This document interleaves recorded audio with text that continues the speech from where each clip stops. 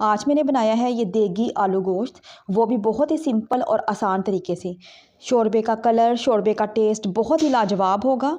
आपको प्याज शोरबे में बिल्कुल भी तैरते हुए नज़र नहीं आएंगे। बहुत ही सिंपल और ट्रेडिशनल सी रेसिपी है। तो चलें फिर बनाना शुरू करते हैं। बिस्मिल्लाहिर्रहमानिर्रहीम। सबसे पहले मैंने एक कढ़ाई में ले लिया है हाफ़ कप कुकिंग ऑयल।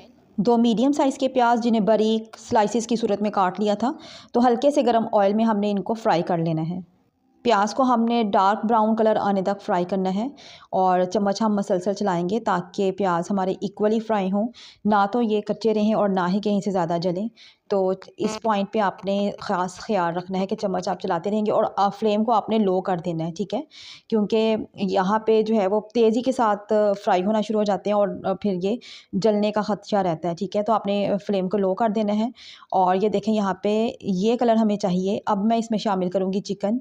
तो चिकन को हमने प्याज़ों के साथ अच्छे तरीके से भून लेना है। इस तरह से चिकन के ऊपर भी बड़ा प्यारा सा कलर आ जाता है और चिकन की जो स्मेल है वो भी ख़त्म हो जाती है।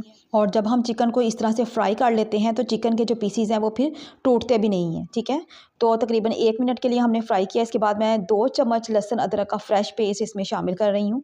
अब हमने लहसुन अदरक के साथ चिकन की बुनाई कर लेनी है। थोड़ा सा फ्लेम मैं लो कर दूंगी और अब हमने लहसुन अदरक की अच्छी सी बुनाई करनी है ताकि इसकी स्मेल भी दूर हो जाए और इसका कच्चापन भी ख़त्म हो जाए।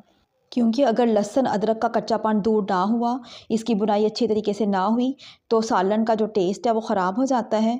चाहे आप इसमें जितने मर्ज़ी मसाले डाल लें या जैसे भी आप इसको बनाएंगे, लेकिन अगर उसमें से लहसुन अदरक की स्मेल आ रही होगी तो खाना बिल्कुल भी मज़े का नहीं लगता। तो यहाँ पे लहसुन अदरक का कलर भी चेंज हो गया था, हमने इसको ब्राउन ही करना है, ठीक है। और अब मैं इसमें डाल रही हूँ 1 प्याली दही।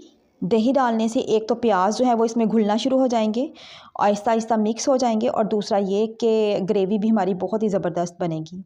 तो इसके साथ ही मैं इसमें कुछ खड़े मसाले मैं शामिल करूँगी, जैसे 1 दालचीनी का टुकड़ा है, 1 बड़ी इलायची है, थोड़ा सा ज़ीरा है, 7 से 8 काली मिर्ची और लौंग मैं इसमें शामिल कर दूँगी। इसके साथ ही 3 मीडियम साइज़ के टमाटर हैं, बारीक बारीक काट के वो हम इसमें शामिल करेंगे। हाफ़ टी स्पून हल्दी, 1 टीस्पून लाल मिर्च पाउडर और 1 टीस्पून ही नमक मैं इसमें शामिल करूँगी। तमाम मसालों को हमने अच्छे तरीके से मिक्स कर लेना है और अब मैं फ्लेम को लो करूँगी और इसको हम कवर करेंगे तकरीबन 5 to 7 मिनट्स के लिए, ताकि टमाटर भी सॉफ्ट हो जाएं और प्याज जो हैं वो भी अच्छे तरीके से मसाले के अंदर घुल जाएं। मसाले में से ऑयल जो है वो भी सेपरेट होना शुरू हो चुका है। और अब मैं इसमें तकरीबन 2 मीडियम साइज़ के मेरे पास आलू हैं, जिन्हें बड़े बड़े साइज़ में मैंने काट लिया था, तो वो भी हम इसमें शामिल करेंगे। आलूओं को भी हमने इसमें फ्राई कर लेना है। अभी मैंने इसमें पानी शामिल नहीं किया, ये दही का पानी है जो मसाले के अंदर है, उसी के साथ ही हमने आलूओं की बुनाई कर लेनी है।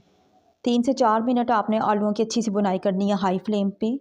और अब देखें मसाला और आलू हमारे कितने प्यारे दिख रहे हैं और देख के ही मुंह में पानी आ रहा है।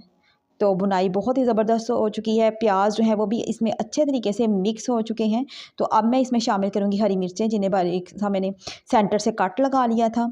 और अब मैं इसमें शामिल कर रही हूँ पानी। पानी आपने इतना डालना है जितना आपको शोरबा चाहिए, उसके अकॉर्डिंग आप इसमें पानी शामिल कर सकती हैं।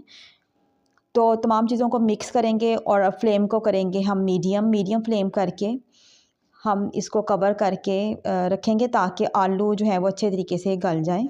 तकरीबन मैंने 15 मिनट्स के लिए इसको कवर कर दिया था, फ्लेम को मैंने लो कर दिया था। और उसके बाद मैंने इसमें नमक चेक किया, वो मुझे कम लगा, नमक मैंने शामिल कर दिया है। 1 चम्मच मैंने इसमें शामिल किया है काली मिर्च पाउडर का, 1 चम्मच, मतलब अपने टेस्ट के अकॉर्डिंग आप इसमें गरम मसाला शामिल कर सकती हैं। हरा धनिया आप शामिल करें, इसको कवर करें तकरीबन 1 से 2 मिनट के लिए और हमारा मज़ेदार सा ट्रेडिशनल देगी आलू चिकन जो है वो तैयार है। इसकी ग्रेवी आप चेक करें और चिकन के पीसेस बिल्कुल भी नहीं टूटेंगे, क्योंकि हमने शुरू में इनको अच्छे तरीके से फ्राई कर लिया था। और शोरबे का कलर आप चेक करें, बहुत ही ज़बरदस्त आता है। ये बहुत ही सिंपल और आसान सी रेसिपी है, एक बार ट्राई लाजमी कीजिएगा। इस प्यारी सी दुआ के साथ अल्लाह पाक आपको आसानियाँ अता फरमाए और आसानियाँ तकसीम करने का शरफ़ अता फरमाए। आमीन। Thanks for watching.